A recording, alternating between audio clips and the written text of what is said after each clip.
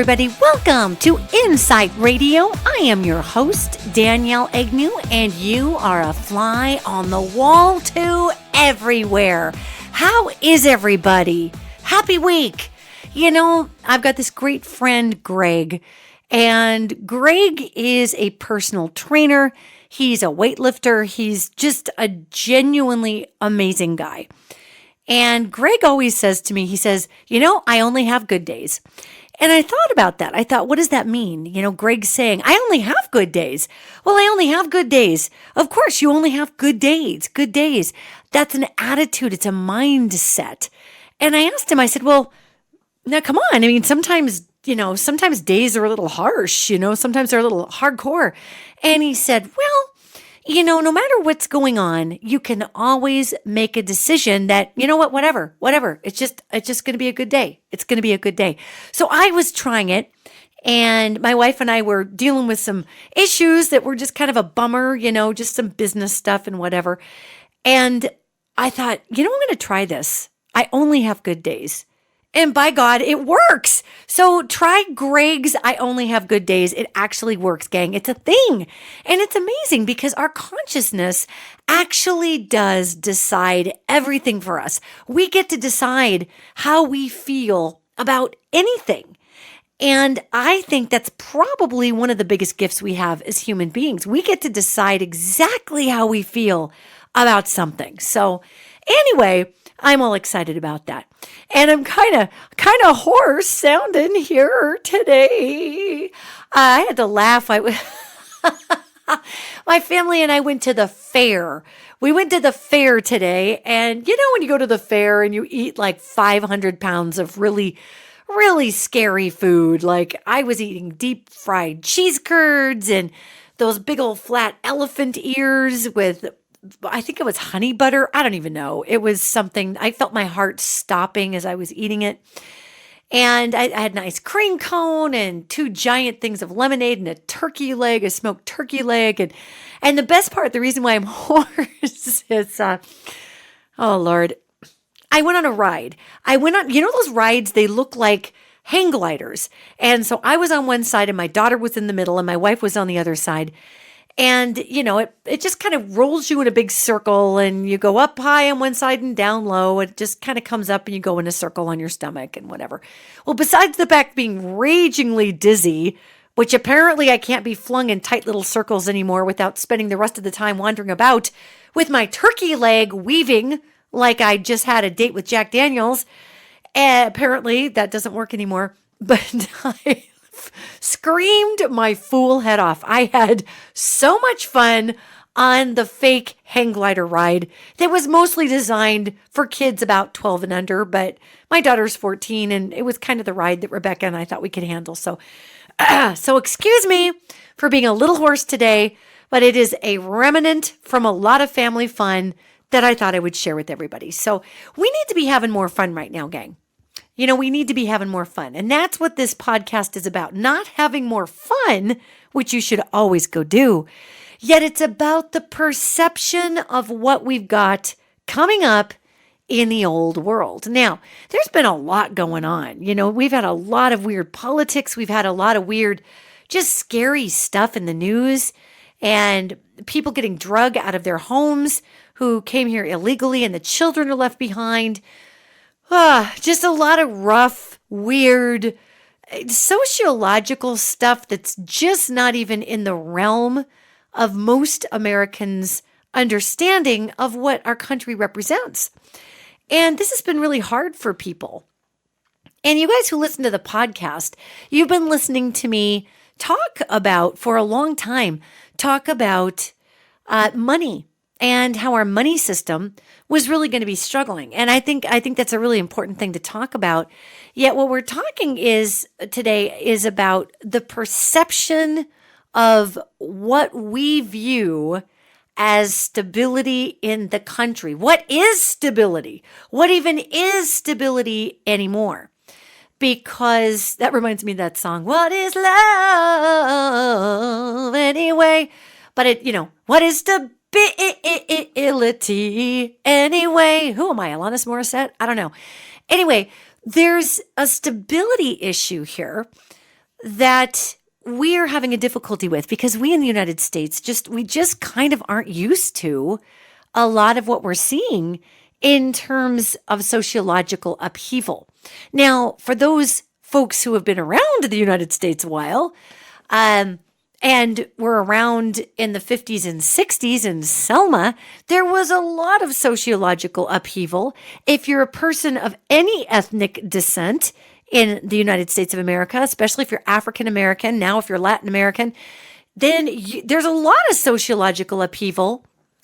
But we white people, we just aren't used to seeing this much sociological horror on a regular basis for the most part, because we aren't subject to it on the regular basis. Now, some of us are. If you're a woman, you're going to feel it a little more. If you are a person who's in the LGBTQI plus community, you might feel it a little more. Yet if you have skin that isn't white, you're really going to feel it in this country. And now we've got this really weird experience, this experiment in tribalism that's about 2 seconds from blowing up. And this is something that's really important to hear, because we as a giant nation, we're so big and we've gotten so diverse. We literally cannot support the one modality rule anymore. We never could, where we're all just laboring under one type of American dream, or we're all going after one type of success. We're such a big nation with so many needs that really, if you travel across our country, it's like going to different countries. If you go to the American South, that is a completely different vibe than the American West. Like, say, where I live in Montana, that has nothing in common with Louisiana. Not a thing, except for people like to hunt. It's just in Louisiana, they're hunting alligators. In Montana, they're hunting elk. Okay? So, I mean, it's weird. And obviously, we have love. Love is the common language for all people. And obviously, we know that. Yet, when we look at needing to have more fun, when we look at the perceptions of where our country is headed, and I look into the future, I'm going to do a little bit of recapping just at the front part of the podcast here. For those of you that follow the podcast, for those of you that follow my blogs, my Twitter feed, my Facebook page, not as much on my Instagram, because that's mostly just, pictures of my awesome family and my Pomeranians. However, if you follow the more word-heavy social media that I participate in, you will be seeing a lot, especially at the top of this year, how I've been talking about our money system just absolutely bellowing out on us and going through a transition. And apparently, Rolling Stone just came out like a day or two ago. And of course, we're sitting here now in the middle of August of 2019, in case you're listening to this podcast 25 years from now. And what was so fascinating about that is we've had this declaration from people in the government, and Rolling Stone was covering this, saying, oh my gosh, we are right on the edge of the worst recession we've ever had. Like, it's going to be we've never even heard of a recession this big. Well, it's actually called a depression when it gets that big, but let's not go there. So here all these money experts are talking about, oh my God, this is terrible, and here we are, and how can we possibly, this is what's going to happen, we're going to collapse. Those who work in my field, I am certainly not the only channel, psychic, angelic translator, whatever you want to call it, that was looking at our money system going, everybody brace up because this is going to take a big poop. And it's, yes, we go through these cycles and our money goes up and our money goes down. I'm getting a little worn out on every time we bring forward a lesson to learn in our nation, whether it's climate change, whether it is adhering and treating money like a god, which we do, and putting it in a place of unbelievable exaltation, only to have it collapse on us to try to teach us over and over again, hey, I'm not your God. What are you doing? Knock it off. But we just don't get it, so we keep repeating these lessons. Yet I'm getting a little worn out on the it's a cycle mantra. Well, obviously things go in cycles. Obviously they do. Obviously our planet goes in cycles. Yet I am here to tell you, I deal in the area of energetic resonance and translation of messages. And I listen all the time to the cross chatter of these extraterrestrials. Our off-worlders, we've had a lot of off-worlder stuff happening lately. I don't know if you've noticed that. Just yesterday, I'm sitting on my back porch. Or was it this morning? Was it this morning or yesterday? God, my days are bleeding together, gang. That's a bad sign. Anyway, within the last 24 hours at some point, I was sitting on my patio in the back and just drinking my coffee. And I look up and a flash catches my eye. And it's about, I don't know, 9 a.m. And this flash catches my eye. And I think it's an airplane or something flying around. And I look up and there is a very clearly identifiable rectangle. It's not a trick of the light. I mean, you can see it. I mean, it's small in the sky, but it's big enough to see that it's a floating, flying rectangle. Not like a plane, not like there's wings. I mean, if there were wings, you could have seen it because it was low enough to see it. And it was just floating along. And I thought, oh my God, those are the craft from Oturan, Arcturians. We like to call them Arcturians, the Arcturian folk. Otur is actually their planet name, and they refer to themselves or anything that originates from that world as Oturan. So you could be a being, you could be a rock, you could be a dog, whatever. If it comes from Otur, it's Oturan. So here comes this thing flying across the sky, and I looked up at it, and I thought, wow, well, if the Oturan are running around this close to the ground and allowing us to see them, they're the ones who assisted us with consciousness a long time ago. They heavily influenced Taoism. They heavily influenced the teachings in China and Indonesia. This was heavy Oturan influence. So I'm looking at this thing, and generally they can feel it when you're looking at them and they start to phase out. And it starts to do that thing where it goes kind of invisible. It's phasing out. And if you ever see the Oturan craft, if you ever see anything that's rectangular or square, it's not the Borg. Okay, so resistance isn't futile. It's actually the Oturan. And I looked up there, and so I telepathically communicate with my spirit, not really with my head. They're heart communicators, the Oturan. And I said, I invoke the law of love, because that's their teaching. I invoke the law of love. I invoke the law of love. And we're going to get to that at the end of the podcast. But I invoke the law of love. As this ship was phasing out, and it phased back in and got really solid for a second, and then it just disappeared. Like it was kind of giving me a wink, like, hey man, rock on. Thanks for jumping on our frequency. What up? And so I got the what up from the Oturan craft, and off they went. Now, my really good friend Shane Kirkham, who you've actually heard on this podcast before, of Kirkham and Company, he's a huge intuitive. He's a designer.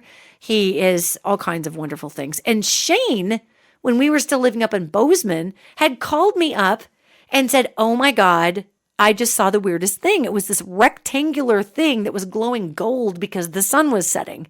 And I'm like, oh yeah, Otur. They're doing something with consciousness or trying to help us. So why bring up UFOs in the middle of a talk about our money? Well, we have deified money, and we're in a place where we're trying to make everything into a cycle. Oh, well, it's not a big deal about the planet. It's just a cycle. It's not a big deal about the money situation. We have money cycles. Well, we do have money cycles because money is an energy, right? That's kind of a big fat duh. However, whenever you see this many Oturan craft, we are dealing with a consciousness shift, because the shift is going to hit the fan. Yeah, I went there. Because it is. This shift that we've got coming up is going to be huge. And the Oturan know that. They help us with, again, collective consciousness. They're just part of our genetic cousins that really don't want to see us go crazy and go all tribal and melt down the world. So they're here to help out. Yet the Oturan are part of the cross chatter that I was telling you that I hear all the time. And they're the ones talking about the state of the planet. And I can tell you, yes, of course, our planet goes through cycles. It goes through ice ages. It goes through these cycles. Yet these beings very clearly have been talking about the fact that it is heating up so quickly on the poles that it's changing the way that the Earth's crust deals with the atmosphere, because the Earth is releasing different gases when it's not frozen, okay? So it's changing the way the crust is moving, which changes the magma flow underneath of the Earth, because at the top, obviously you think, well, the top and the bottom of the Earth are pretty thick, obviously. We've got 10 miles of plate system there. Yet it does get colder in the colder areas of the Earth and warmer in the center of the Earth, even deep in the Earth. And so, it micro degrees, but it makes a difference apparently. So that changes how the magma flows under the plates. When the magma is flowing differently under the plates because the heat distribution is different on the surface and atmosphere of the Earth, that begins to pull different vortexes, different places, because the magma is iron heavy that comes out of the ground. So you've got this iron heavy material pulling, not really as much ley lines, well, kind of, but it's pulling vortex points all over the place. And these craft from Sirius AB, from Otur, from some of the Pleiades, although the Pleiadians don't really pop around in craft anymore, but they still do use our ley line system and our vortexes in order to get to and from on Earth. When they're complaining, when they're saying, wow, okay, this hit a speed bump way faster than we thought it would. What the hell? My star charts aren't working. I'm trying to get down into the runway over Nome, Alaska here, and that sucker's over the top of, my God, it's over the top of freaking Russia. This is the type of cross chatter I hear.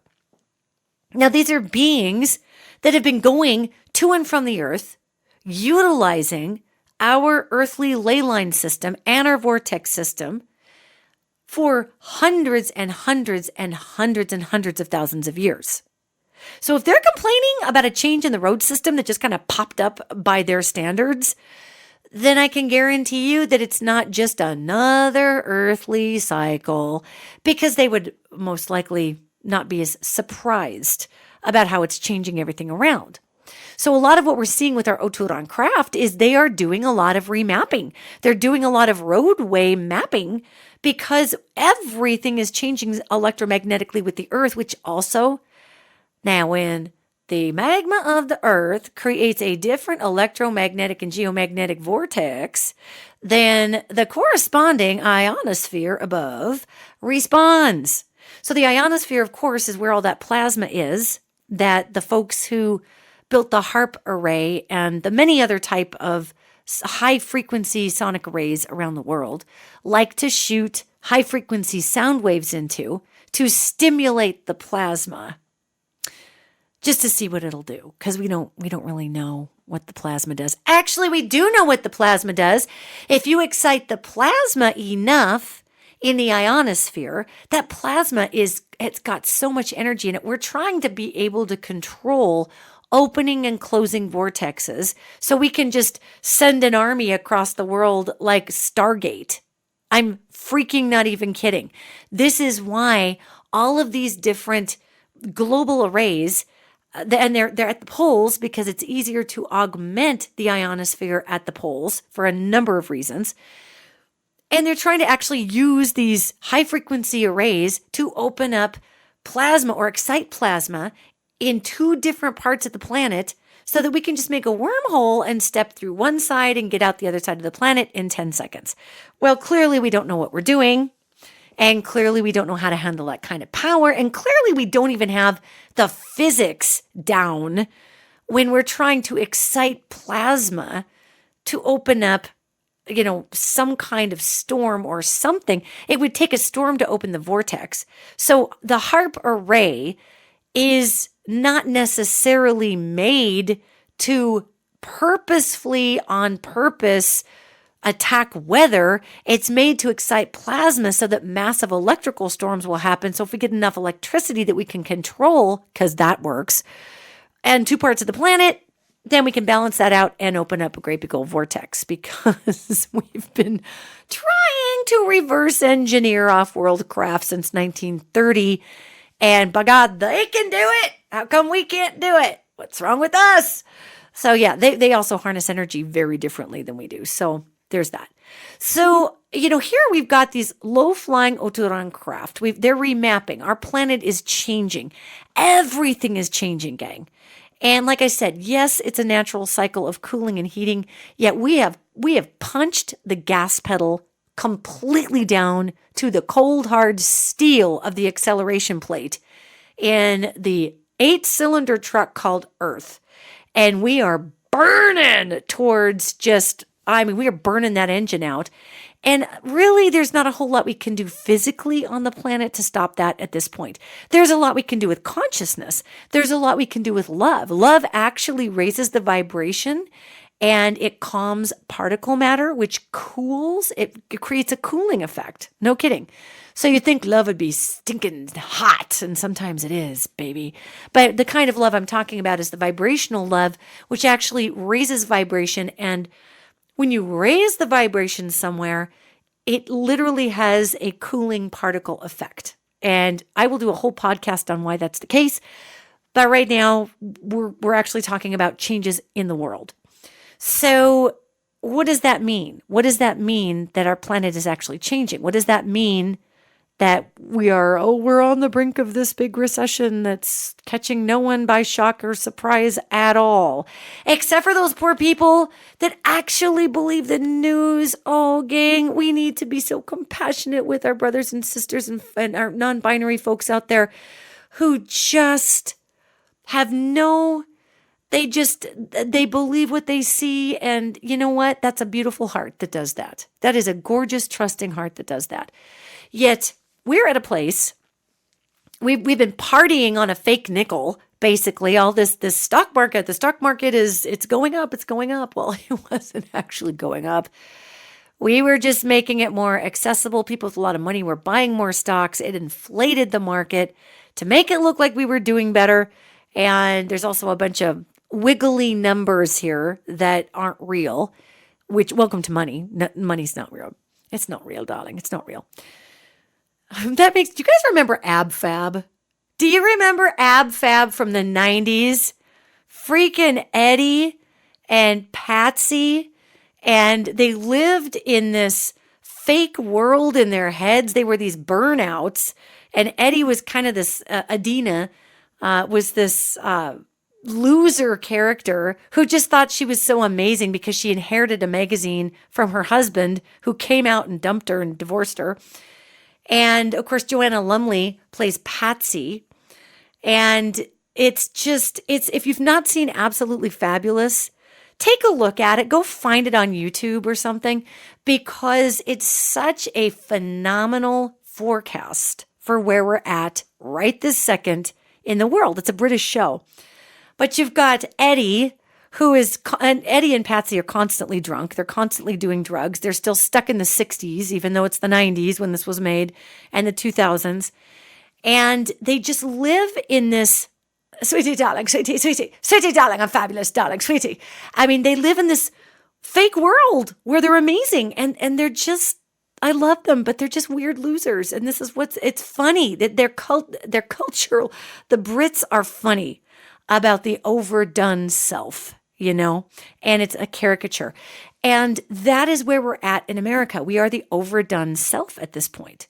So we've got a planet that definitely is in full tilt, full swing, high octane, changing way faster than we know how to deal with it, which is why we're not talking about it on the news or with science, or the White House is just going la, la, la, la, la, la, la, because they're trying to manipulate money for the next 2 years before this whole system just completely collapses. And it's right there. It's right there right now.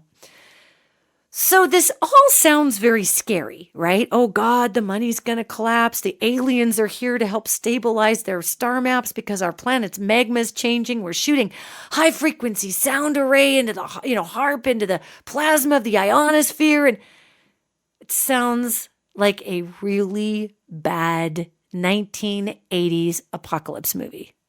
It does. Yet here we are, right? So what do we do in this transitional environment where the big saying is, well, it's just a cycle. It's just a cycle. This is normal. This just happens like this. It's normal that we have almost 8 billion people on the earth. That's never happened before. First time for that. It's normal that all the ice caps are melting, at an unbelievably unprecedented rate, and poor Canada is just getting hammered up there. Not normal to have it happen this fast. Not normal. Not normal. It's not normal to have billions of people driving vehicles that burn fossil fuels that add to our greenhouse effect. It's not normal to be raising tons and tons of beef. And in full disclosure, I'm a beef eater, so I'm not trying to be sanctimonious about that one. Yet truly, our stockyards create massive amounts of methane, which is why my wife and I, when we do eat beef, really do our best to have free-range, grass-fed, grass-finished cows that aren't in stockyards, because the stockyards create a ton of methane. We've got landfills, which create methane. We've got lots of things which create methane. And so here we are in this methane-heavy world. And it's not a cycle because we've never had this many of us creating this much methane before. So this is new. It's new. And, the people who run the money knew about this fiasco a long, long time ago. They knew about it 10 years ago. They looked ahead and said, geez, we're going to have clean water problems starting 2019 and on. Yeah, we're going to have food problems. We're going to have heat and water problems. It's going to be crazy. And if you look in anything, any newspaper, even go on the BBC, Al Jazeera, anything that's not even a main American news cycle center. And you're going to see all kinds of stuff about groundwater. We're drilling deeper and deeper in our wells right now. I mean, gang, and I'm saying this not to freak anybody out, yet it's honestly happening. And these are areas that require our energetic attention. I had a light worker fairly recently who sent me kind of a scathingly, oddly, passive-aggressively formatted hate letter. It was just weird. Namaste, baby. And it basically this person was saying, you have this huge audience, you touch so many people. Well, in their opinion, I had a huge audience, and you touch so many people and blah, blah, blah. And, when you have these messages about the government or corruption or how we're going to run out of food, all you're doing is scaring people. And really that's, and they kind of took me to task and told me that I was they didn't like me. Basically said I was fear-mongering, and that I wasn't helping. And, I just wrote back and said, hey, thanks for your thoughts. I appreciate the time. It was a hugely long, single-spaced letter. It went on and on and on about kind of what a jackhole I am and how I approach things. And I just said, thank you very much. Thank you for your thoughts. This looks like it took a lot of time, and, I'll take your thoughts into consideration, and I hope you're having a great life and whatever. Because what do you say to all that? Obviously, I'm not their cup of tea. Yet the reason that I confer with these angels and I confer with these off-worlders and I confer with friends of mine who work in the science field, the reason I confer with all these folks is so I can translate what's actually happening so that we can actually come up with a collective bio plan through this biomass known as humanity, and we can get our collective noodles together and actually make a difference with what's going on in the world. I mean, it's a big deal, but we kind of can't fix the problem if we're pretending like there isn't an issue that needs some sort of attention.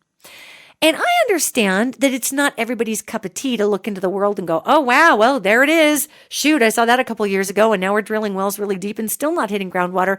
What we're hitting is brackish water, and all that brackish water, below the aquifers, the main aquifers in the Midwest and the Southwest, where the brackish water is where it's briny, it's salty, it's weird down that low. And we are pumping all of the wastewater of our fracking into the brackish water. And we've got all kinds of scientists coming out going, you guys, maybe we shouldn't be pumping crap into that super deep groundwater that we're probably going to need to drink, you guys. But of course, nobody's listening to them because, fake news. So here we sit in this pivotal time in consciousness. And it, to me, is important to bring to the forefront that we have consciousness choices to make here, gang. I don't think that's fear mongering. I think that's like the Whitman sample platter of spirituality, right? We can choose consciousness with nougat in it. We can choose consciousness with almonds in it.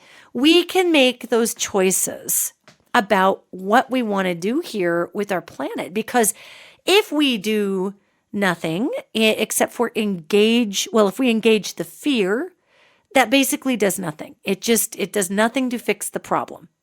It creates a stasis in all of us. There's a vibration that comes off fear. Fear is it's a huge contagion with the biomass known as humanity. I mean, really, it's a huge contagion. So is love, though, and so is hope. Hope catches on even more than fear. You have to work at getting people afraid, but you really don't have to try that hard to get people hopeful because we are creatures of light. So when we're looking at the world and we're looking at our money taking a tank, and again, I know that's kind of old news. I've been talking about that for a long time. But we're looking at our money taking a tank for a long time. We're looking at a crash in the market. We're looking at, now, brace up for our presidential administration to blame every single other thing than himself, the president, and the Congress for making the decisions they've made. The president's going to blame everybody else but him for this. That's not a shock. Yet, the whole thing with China and the tariffs, that's just going to get weirder and weirder and weirder because right now, a lot of people invested. Guess who's making billions of dollars right now? The oil companies. Guess who's making brand new millions and billions of dollars that they started making them in 2016? Russia on oil, because now they've got all of Exxon's technology because we dropped the sanctions there. So everybody's making money here at the very top. In the meantime, the folks who manage all this stuff, and there's lots of good people in government, gang, and I am not one of those people who think that the top 1% are all evil. I really don't. I know a lot of exceptionally, insanely wealthy people, and those people give away money like crazy. They start schools in Africa. They do amazing things for educating women who don't have chances. So let's be careful not to, get the pitchforks and the knives out just because it looks like somebody has money. That also is a tribalistic control mechanism. And do I think it would be nice if some of our corporations would, follow the law like everybody else? Well, that'd be helpful. Yet I'm not going to turn that into let's go shake out the money from the 1%. And I'm really not on board with our political system in America at all right now on either side. I'm a very liberal voter generally. I don't think I've ever voted a conservative route in my life. It's just because it's my lens, gang, and it's just who I am. But I'm super excited to have a conservative way of looking at things because we need a little balance. And I'm not talking about the brand of whatever's going on with the white nationalism, and we've gone real crazy on the far right. I'm just talking like a general normal amount of balance. And balance is going to be important moving forward. And I'm not really excited about watching my, if you want to call them your fellow liberals or whatever, I'm really not that excited about how tribal they are becoming and how bullet pointy and how blame oriented. And it's the corporations and the top 1%. Well, that is true to a great degree. Nestle is taking all the water rights and draining Native American aquifers. So yeah, we do have some problems there. Yet I think we really, really need to be careful in this time frame about demonizing anybody. And, we've got the far right who demonize gays. Believe me, do you know why I'm so sensitive about people demonizing other people? Because I've been demonized a lot. I'm a gay psychic. If you don't think that puts you on the, FU list for a lot of people in America, then I would offer you a different opinion. Because the bottom line is, it sucks to have people pin something on you and say, okay, you're the problem. You're the problem with my whole world. You're it. And so we've got the super far right looking at someone like me thinking that I am basically 2 clicks off of a domestic terrorist, that I'm somehow belly crawling into the Library of Congress. I'm belly crawling in and finding all, into the Smithsonian and finding our beautiful sacred documents like the Constitution and the Declaration of Independence. Somehow they think I'm actually belly crawling in there and tearing it apart with my teeth while shooting a porn video. I mean, I don't know what those folks think that the LGBTQ community is actually doing, but it's not good, okay? So I understand what it is to have something cast upon you that you are the problem. This is why I refuse to say, well, it's the rich people. They're all the problem. Because that's just flat not true. What the problem in America is that we have to have a problem so that we won't look at our own problems. That's the problem. We're the problem. We are the problem in America. We are the problem in America. I mean, honestly, this needs to be a musical. The problem is our unwillingness to accept that we all have a little bit of weight here to distribute, and we all could be pitching in and doing something together. That's the problem. So, it makes me nervous when I've got, these really well-meaning human beings who step up to be in government.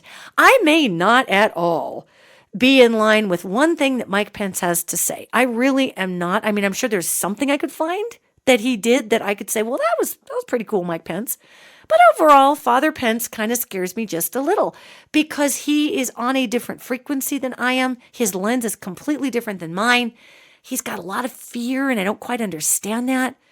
He probably should have married that Marine that he was in love with when he was in the service and just been happy, and come out of the closet. But that didn't go that way for him. So there's a lot of whatever's going on there. And so, even though I've got just not a thing in common with Mike Pence, I came out at 19. He's never come out. He's never going to. I mean, there's a lot going on there.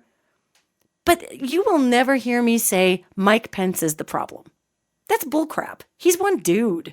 Okay, you're never going to hear me say, Donald Trump is the problem. Donald Trump is problematic. He incites a lot of hatred and violence, and he has people who don't even see that he does. And, it breaks my heart for the people who don't see that he does. And I've noticed that because we're talking about consciousness and how to address this consciousness that we're in order to heal the planet, okay? So sometimes we just got to call it out. We just have to take a look at it. I'm not being a negative Nelly or a fearmonger. I'm literally just putting it out there because that's my job. I'm a translator. So here we have a problematic president. And we have people who don't feel he's problematic, partially because we are professional la-la-lars in America. We are great at pretending that somebody else is the problem. And we also have been just absolutely groomed into these two politically consumer-controlled groups, Republicans and Democrats. And so it kind of breaks my heart a little when, to me, a progressive way of doing things is inclusion. To me, a progressive way of doing things is to say, well, no, I don't actually believe that we should cut all welfare and cut all these things and cut without having some sort of support in place to reignite people with their purpose. That's silly. We got to have a system in place. If we're going to make a transition, let's make a transition. But let's have a system that edifies everybody. I don't think that when we're looking at a Republican and Democratic, they're franchises, they're commercial franchises, like they're teams, they're like football teams, like the Patriots and the Saints, and it's ridiculous because you're looking at this team game where everybody's so obsessed with the team and what the team has to say that nobody's even looking at the fact that we probably should just be dealing with each other as people first, okay? And then we can wear whatever jersey we want. And this is to the point now, I mean, these franchises have been so effective in instilling a sense of moral obligation with people that now you can't even hardly talk to people about whether they're a Republican or Democrat because both of those are more like a religion at this point.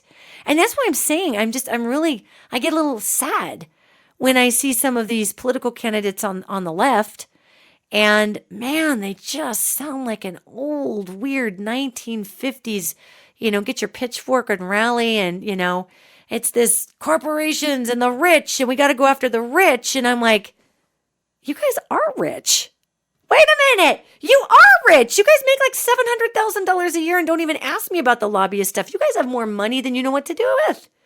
I mean, it's insanity what's happened to us. So why talk about this? Because it's really happening. And we have an opportunity to change all of it. I mean, don't even get me started on what's going on with the Republican side of things. That has now decayed into a bizarre silent sludge where one guy stands in the middle of it and tweets like mad, and Father Pence stands off to the side and says nothing, and nobody else says anything else, and everybody's just standing there doing nothing.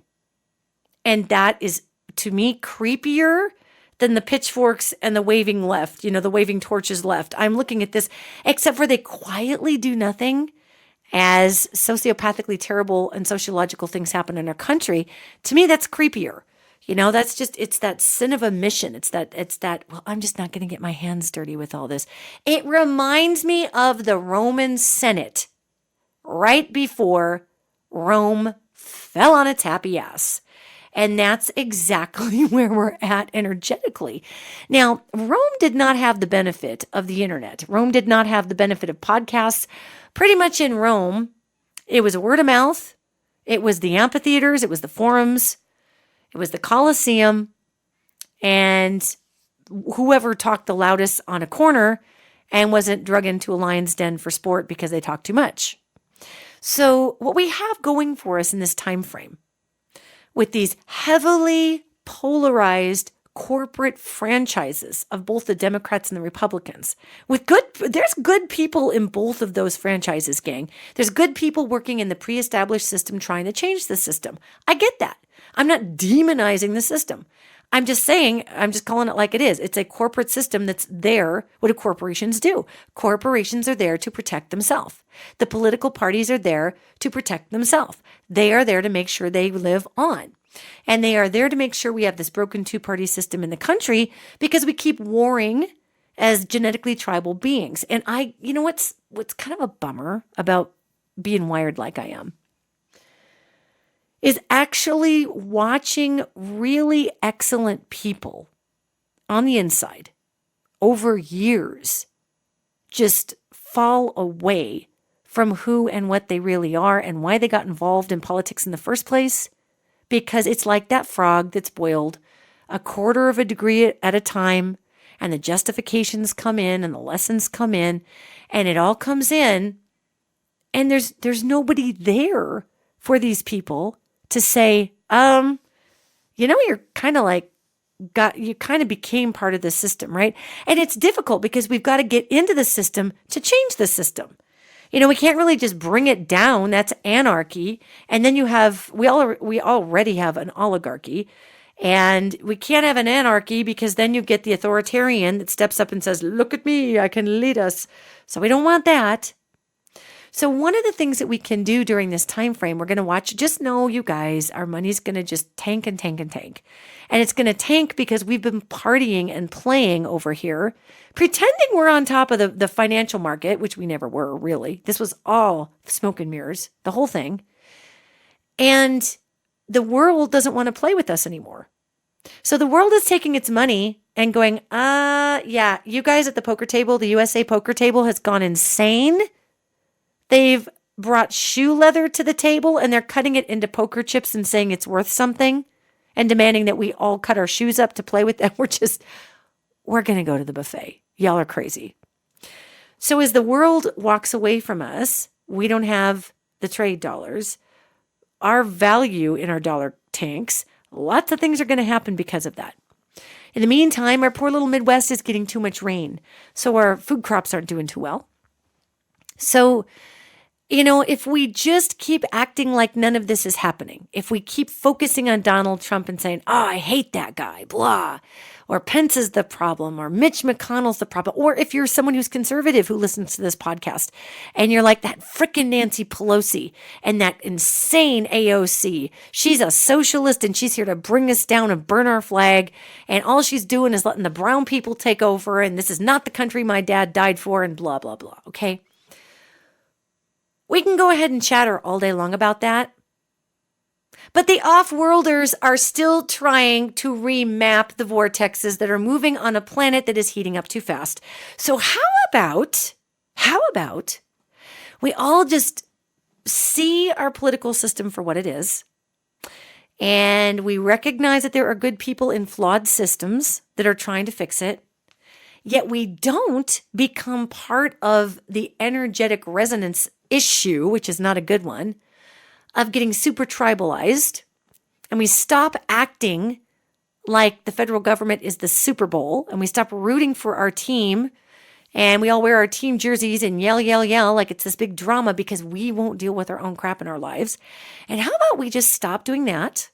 Vote for who you're going to vote for. Please vote, even though our electorate, as we're seeing, is highly manipulated, but still vote. Because if there's a lot of us voting, it's going to get way harder for them to noodle with the votes. That's a true story. And a lot of us are going to vote this time around, so it's going to be very hard for them to noodle with the votes in 2020. Yet this all being said, okay, don't be surprised when things are a tiny bit challenging right now. Because if you're on this planet, you chose to be here during one of the largest transitions of human consciousness. We have never before had this opportunity to band together as a spiritual, psychological, or even cross-cultural biounit to place a vibration of hope, love, connectivity, any of that out into the world. We've never had this chance before. And one person does make a massive difference. You got to remember, gang, the corporate political franchises wants you to feel disempowered. They want you to give all your money and power to a person who is going to be sitting in Washington, either a representative or a senator or a president, to make your life better. It's called savior syndrome. Now, obviously, I have all kinds of people I throw money to. I'm throwing money to Marianne Williamson. I want to see her in another debate. I throw a little bit, and we're talking like $5 and $10, you guys. I'll throw $5 or $10 at, Steve Bullock. He's the governor of Montana, and he's trying to be heard out there. I'll pick these candidates that are not the top PAC donors, and I mean, I think Elizabeth Warren is fantastic, but she's fine. So is Joe Biden. All these folks are hyper funded, and they're the ones that are really in the running to be placed as president in the first place. So I'm kind of putting a little money behind some folks that I actually want to hear in the debates because I think it's fun. I think it's fun for the folks who are not corporately backed to actually get up there and share some consciousness. And keep your eyes peeled for conservatives stepping up against Trump. And then keep your eyes peeled for them to drop off the face of the planet and never to be heard from again. Because, Mr. Trump has some scary friends. And so there's been a lot of weird, this is my psychic take on this, gang. I have zero hard proof on this. So before anybody freaks out and says, oh my God, I need to call the newspapers, you're going to have to tell them that you heard it through an angelic channel. So if you want to do that, go for it. But what I'm seeing here is there are so many threats made to the people who want to step up and run against Mr. Trump. There are some tremendous, just good old-fashioned, fiscally conservative, normally fiscally conservative candidates who just don't believe in massively huge government that would love to run against Donald Trump. And they pop up and then you never hear from them again. Because, old Don and his friends, you see, he's got some friends in some low places, and that and friends across the ocean who drink a lot of vodka, who can do some pretty violent things. So this is what and again, this is what I get to see through the ethers. It's not like somebody called me up and said, oh, we've got this inside scoop or whatever. And politics is dirty, and I know the Clintons, the people don't like the Clintons. And I absolutely do not believe the Clintons whacked, Epstein. However, the Clintons have played dirty pool. The Bushes have played dirty pool. There was a time in Nancy Pelosi's life where she played dirty pool. Mitch McConnell actually owns the dirty pool franchise, okay, that everybody franchises out of. So, it's not just one person. And when we're focusing too much on that, gang, we forget that as the bio unit called humans, as the bio body spiritually, we instead of hating on these people can be sending them love, can be sending them a sense of compassion. My prayer for the world, literally, and prayer for people who, I get mostly I get great mail from people. And occasionally, I get not nice mail. That's life. Not everybody likes you. And when I get the not nice mail, I literally say a prayer for that person. And not like a creepy, condescending prayer, but I say a prayer for them. I say, please send this person peace in their heart so that they don't have to search for an external person like myself in order to pin everything inside of themselves that they hate onto. That's a lot of dang work. Some of these letters I get from people, whoa, that's a lot of, geez. I'm thinking to myself, I wish I had the time to put into a book that you guys are just going for. This is phenomenal, the time you put into this. So for some reason, I'm an open channeling vortex for some of these folks. And think about what would happen if now that, this is what we know these things are going on. We know the government is corrupt.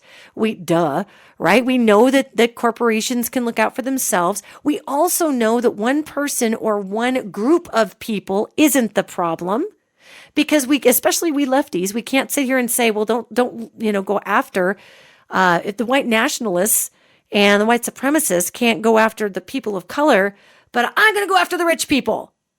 Okay, come on.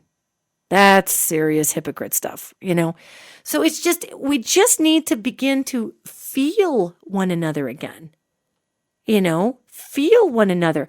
And I want you all to do an exercise with me right now.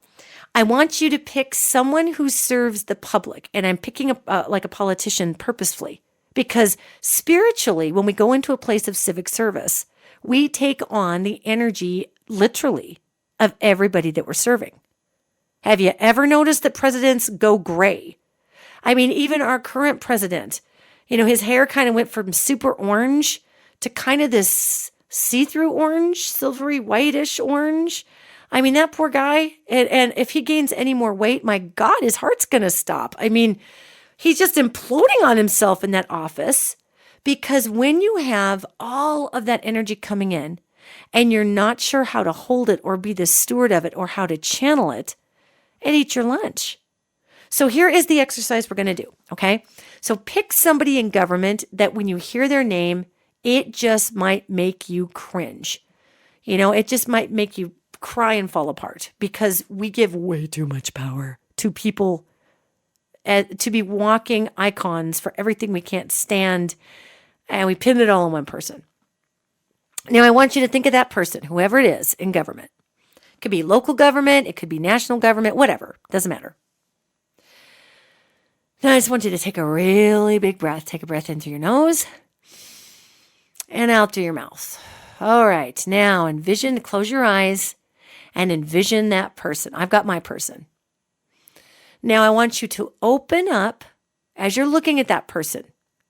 And you got to go here. You got to go there. It's part of the exercise. I want you to open up, just relax that heart chakra and let that heart chakra open and let it expand.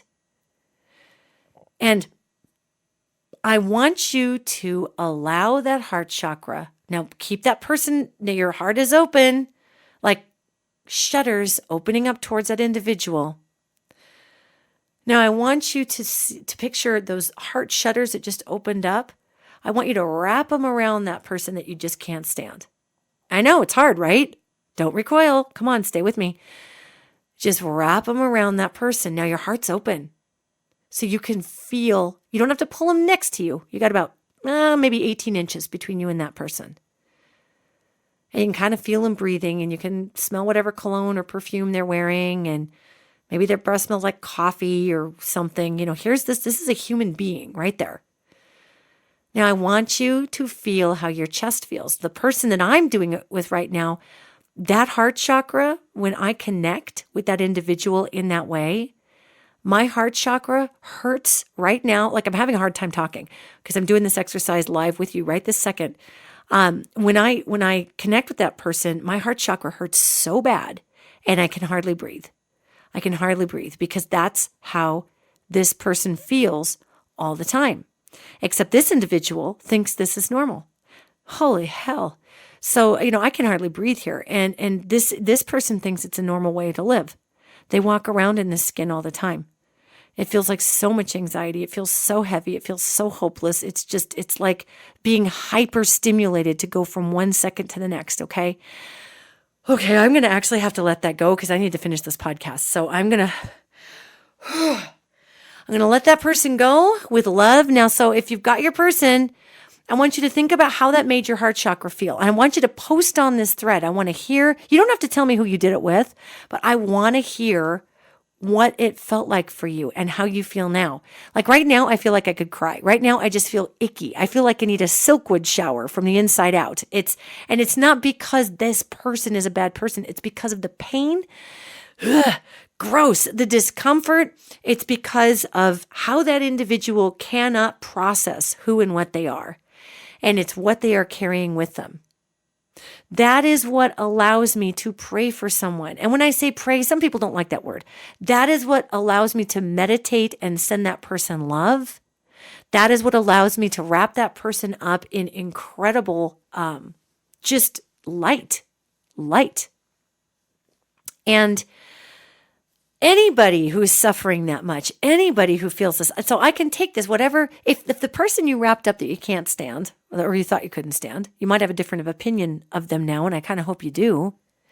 If you take that lump in your gut, or you're in your heart, or wherever it came, maybe it was your third eye, maybe it was your back. For me, it's just right in the heart. Just a broken heart is what it feels like. So then I can say, Mother, Father, God, all of the heavenly hosts, all of the heavenly angels. I've got both of my hands on my chest right now because I'm actually working on a little healing here for myself. Wow, that was kind of heavy. Maybe I should have chosen somebody different. However, just being able to say, this feeling that I have, please send peace to the person that it came from. Please send peace to me because now I'm connected to that person because you just connected with that person. And we stay connected to that person if they're in leadership. Send them peace. Nobody needs to feel like that. Because if the individual that I connected with, if that individual felt peace, if they felt harmony, if they felt contentment, and this is what I'm doing. I'm not connected to them anymore. I had to kind of let go of that. Yet I am just sending that person peace, love, contentment. Just take a rest. Just don't carry so much. Don't expect so little out of your life. Don't expect so little out of people. If people's hearts, like the Grinch, grew 3 sizes that day, 9/10 of the crap in the world that's crappy wouldn't happen. So, that old saying, pray for your enemies. Pray for your enemies. Well, how about just empathizing by connecting through the heart chakra, even if you don't like them, even if you don't understand them? Because people don't act like asshats for no reason. Unless something really is wrong with their neural net and they came into the world, and sometimes that happens. People get born with all kinds of brain weirdness that creates psychotic behavior in people. Most people, if you really are going to be that person who's going to mislead people and drive them off a cliff, most people get there 1/4 of a degree at a time. And let me tell you, here's the big wraparound jazz hands ending. That could be any of us. That could be any of us. Any of us can get thrown into a system bigger than ourselves, not understanding it, trying to fit in, trying to make something happen, and 1/4 degree at a time through false acceptance, through money being thrown at us, through just little microscopic tweaks that the system makes around us to manipulate us to where it needs to be. We all could take care in deciding that somebody is an asshat and we could do a way better job of it. I certainly look at our administration right now and I think, I would certainly hope I don't make those kind of choices and mistakes. I don't believe that's who I am. But you just don't know till you're there. That could be any of us. Any of us could have been raised to hate people of color. Any of us could really just belly flop into our fear and decide that there is nothing for us on the other side of that fear except what we can control. This can be any of us. And we are those people and they are us. So when we talk about how do we heal this world? It's not on the three-dimensional level. I'm not saying we shouldn't try. Of course we should try. If we try to deal with our fossil fuel issue and our methane issues and everything else, at least that will prepare a better earth for our kids. So of course we need to try. Yet, gang, I can tell you, from the angelic realm all the way to our elemental kingdom, all the way to our genetic cousins, the Oturan, we kind of have passed the platform of just probably making it better on the physical plane. We can lessen the impact, but we're the avalanche that's already come down the hill, okay? So, like I said, we can do physical things to somewhat hope the avalanche just slows a little bit or maybe misses part of the village. The bigger thing we can do is while the avalanche is just flying down the hill, now that it's left the edge of the mountain, and we're all traveling with it, is we can begin to slow each particle of snow. We can begin to slow each particle of snow. Because if each particle stopped chaotically crashing into one another and being propelled by the other one, think about an avalanche. The whole thing would just stop. It would be inert. So we can not feed the issue by not getting into hysteria and by, if you don't think you make a difference, that is just flat incorrect. And that's marketing that we've all been sold in the old world because we were supposed to spend all our money and create saviors and give away our power. You make a massive difference. You make a huge difference. To quote the Dalai Lama, or a meme I saw that the Dalai Lama supposedly said this, so I don't know if the Dalai Lama actually said this. However, the meme said that the Dalai Lama said, if you don't think one person can make a difference, be trapped in a room with a mosquito. That effect that we can have is huge. So when you wake up in the mornings, go sit out and just connect with the trees, connect with the grass. If you live in a big city, connect with the sunshine, connect with the clouds, find a tree and connect with it the same way that we did through the heart with that person that you don't like. Okay? Yet you're going to get joy. You're going to feel peace. You're going to feel wisdom. You're going to feel like everything's going to be okay. And then when you go about your day, we're going to adopt my friend Greg's, I only have good days. Not in a way of denial, not in a way of suppressing pain, not in a way of pretending that things don't need work or addressing things that are hard, but in a retrain of the consciousness to be able to say, crap is hitting the fan, yet how I decide I interpret that crap hitting the fan is going to decide how my little piece of snow in this giant avalanche vibrates. And I'm going to go peaceful.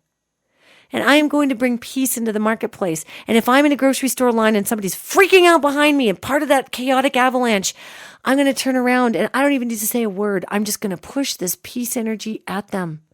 And if you think that doesn't work, try it. It's phenomenal. It's really, really interesting. You just push the peace vibe forward. And all of a sudden that person will kind of get off their rant and they don't really know why. And sometimes they look a little stunned, like, where did all the wind go in my sails? If we can just render the chaos inert and instead replace it with the floating light elevation of love, then that cools everything off. It's like a nice cooling, when it's really super stinking hot in the Midwest or in the American West out here in the Old West, Montana, Wyoming, we get 110 degree, 115 degree summers. It is hot. And sometimes it just does, if there's too much humidity, it doesn't cool down at night. But if enough humidity goes by the wayside, it just, you crack your screen, you crack your window open and you crack your screen open and you just get that just barely cool air that comes over your feet, and it's just enough to cool things down. It's just enough to put you to sleep.